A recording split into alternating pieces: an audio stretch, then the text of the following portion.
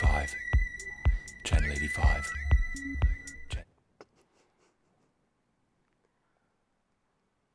They didn't pull. Hey, Sophia. Greetings. So I hear you've been under the weather. Yes, I have been sick. I've had the flu, which I don't really understand why I was on my deathbed for 5 days. So what exactly is the flu? There are actually two different things people talk about when they talk about the flu. We'll hear people talk about stomach flu and then the flu or influenza, which is normally you're lying in bed with a fever and coughing like crazy. Yes, that's what I had. Because Yeah. I wasn't throwing up. It wasn't anything with the stomach. It was all up here. Right.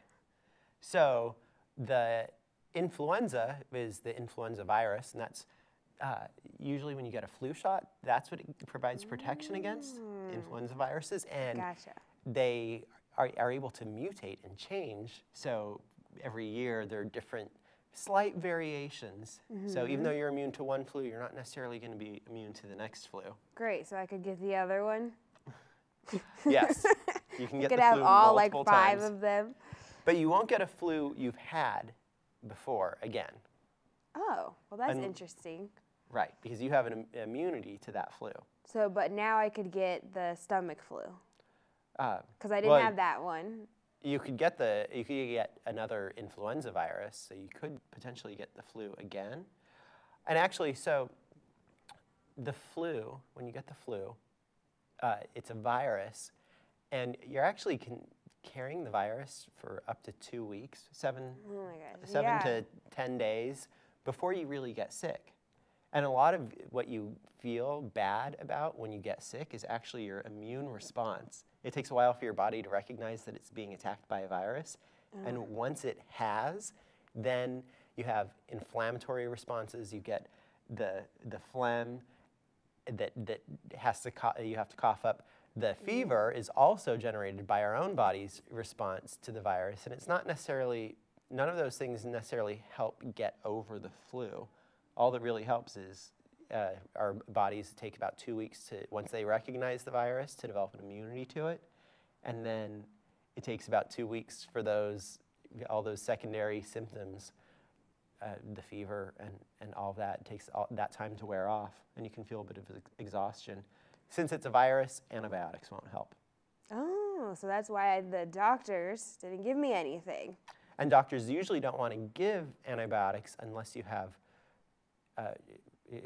unless there's a reason to give it, because if they give out too many antibiotics, then that leads towards bacteria becoming resistant to antibiotics. So it could actually endanger your health in the future to take antibiotics when you don't need them, or to not finish your full prescription when you get it. So you kind of just have to deal with the pain. You have to deal with the pain.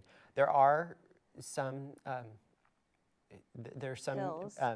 medicines that the doctors can give if you go early enough, and they help boost the body's response to the viruses, and it can knock off about 1 or 2 days from the flu. And everything that you hear about, like drinking tea and getting rest, getting rest and staying hydrated are really important to get over it. What about sweating it out? Because I heard that too, like to make yourself sweat. That might just make you feel better, because you'll be lying in bed all wrapped up, and So it'll it's make not you feel really better. working. And drinking tea, warm tea, makes your throat feel better, because your throat normally feels itchy. So really there's no way to there's not like a good cure. Really. There's not really a good cure, You're like- no, just getting over it, really. Now, Yeah. they will give antibiotics since one of the symptoms of having the flu is getting very phlegmy and having a lot of phlegm in your lungs. That creates conditions where bacteria can grow in the lungs, and it can develop into bronchitis or pneumonia. Ugh. That's probably why they wanted to x-ray my chest. And when I said I wasn't having chest pains, they were like, oh, well then never mind. And so antibiotics will be used to treat those. So they would either x-ray if people are having those symptoms, or if some doctors, if they know their patient is prone to pneumonia or bronchitis, they'll go ahead and give the antibiotics just to prevent Those things from happening. Now, the other flu, the stomach flu people talk about, is a completely different disease, and it's actually that actually comes from 2 different types of viruses. And one of the more common ones is rotavirus. And it's a virus that passes into the digestive system, and once the body recognizes it's there, it does everything it can to get rid of it. Ew. And that's why you throw up? Right. Ugh. And you want to stay hydrated with that, definitely, because of the effects of the disease, you can dehydrate, and that would create a worse problem. And when people say 24-hour flu, the rotavirus, the symptoms of the rotavirus usually go away in 24 hours. Yeah. And that's the difference between stomach flu and food poisoning. Food poisoning tends to persist for 5 days or more, and rotavirus or stomach flu is just usually 1 day, 24 hours. Good to know. Right. Yeah, because I don't, it was horrible. It was bad. So if you have any questions about anything that we just said, and if you should go to the doctor or not, you should definitely send them this way at Scientific Station.